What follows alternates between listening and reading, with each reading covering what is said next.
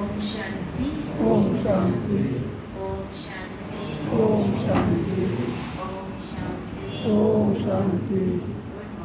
Good good morning morning. Guru Purnima की सभी को बहुत बहुत बधाई हो। ओम शांति। ओम शांति। आज 10/7/2025। तो आज बाबा कहते हैं नीचे बच्चे जी बाबा। देह अभिमान छोड़, देह अभिमान छोड़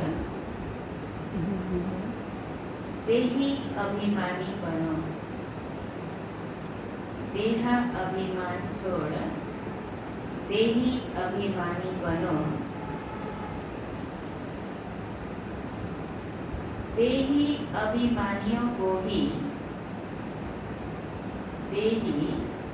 अभिमानियों को ही ईश्वरीय संप्रदाय कहा जाता है। देही अभिमानियों को ही ईश्वरीय संप्रदाय कहा जाता है। आज का प्रश्न है, तुम बच्चे अभी जो सत्संग करते हो,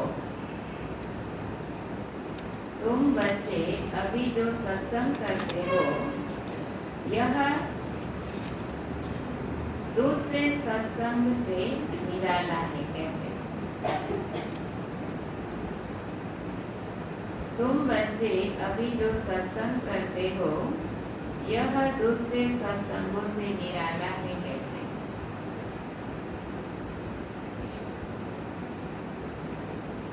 उत्तर है, यही एक सत्संग है जिसमें तुम आत्मा और परमात्मा का ज्ञान सुनते हो। यही एक सत्संग है जिसमें तुम आत्मा और परमात्मा का ज्ञान सुनते हो। यहाँ पढ़ाई होती है,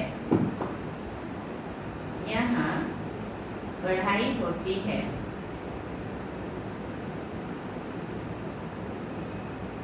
एम ऑब्जेक्ट भी सामने है।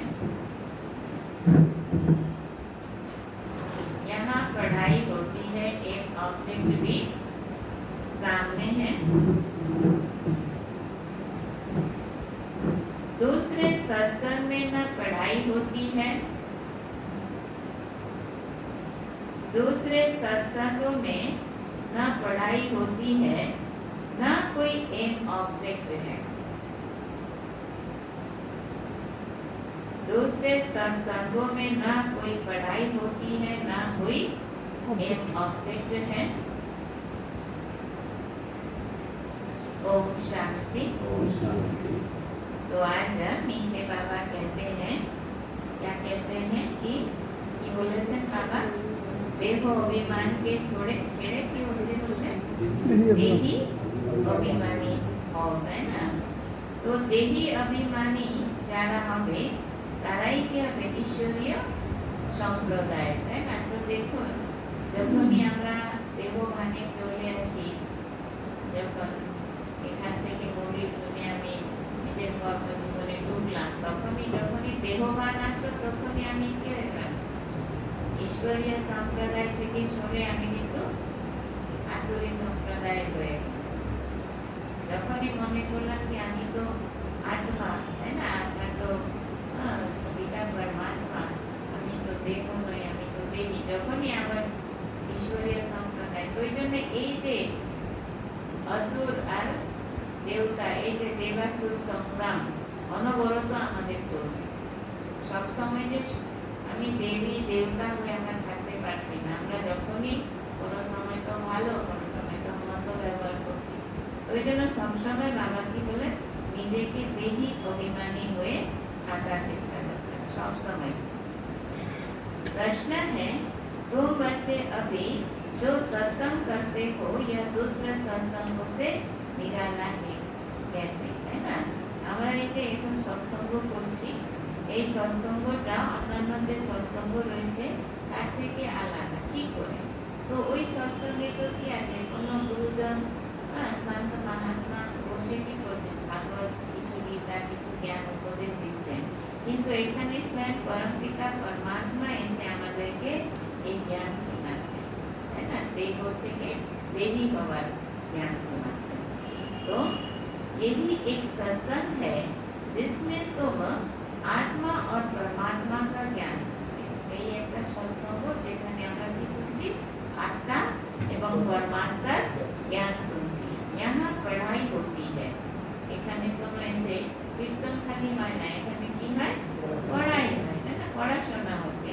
আর সেই পড়াশোনার অনুযায়ী কি হচ্ছে, কি পাস ফেল হচ্ছে, যেরকম মার্কস দিচ্ছে ওই অনুযায়ী কেউ সত্যযুগে প্রথম জন্মে, কেউ দ্বিতীয় জন্মে, কেউ তৃতীয় জন্মে, এইভাবে ধাপে ধাপে সবাই আবার আসা শুরু করবে। তো এম ऑब्जेक्ट भी सामने है, কেন কি এটা পড়াই, এখানে পড়াই হচ্ছে, তা আমাদের एम ऑब्जेक्ट तो सामने।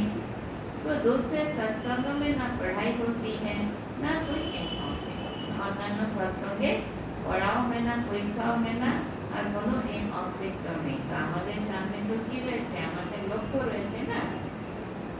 ओम शांति।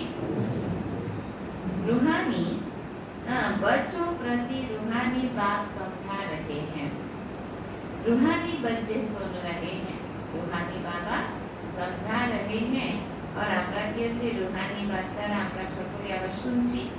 पहले पहले बाबा समझाते हैं, जब भी बैठो तो अपने को आत्मा समझ कर बैठो, है ना, যখনই বসবো বাবাকে याद করতে নিজেকে কি ভেবে বসতে বললে, आत्मा ভেবে।